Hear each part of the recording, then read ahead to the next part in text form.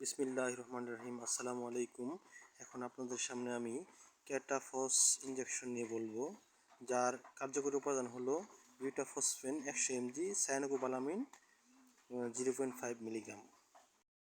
ব্যবহার ক্ষেত্র: যকৃতের কার্যকারিতা বৃদ্ধির মাধ্যমে বিপাক ক্রিয়া ত্বরান্বিত করে, দুর্বল প্রাণীর সামান্য খিঁচুনি ও পক্ষাঘাত ভাব দূর করে, টিটানীয় প্যারোসিস প্রতিরোধ করে, প্রাণীর পেশি শক্তি বৃদ্ধি এবং উৎপাদন বৃদ্ধির জন্য প্রজনন ক্ষমতা ও উর্বরতা বৃদ্ধিতে সহায়তা করে, দুর্বলতাজনিত মেটাবলিক ধকলে কার্যকারিতা প্রদর্শন করে, রক্তকণিকা তৈরিতে সহায়তা করে এবং কোষে পুষ্টিকণা।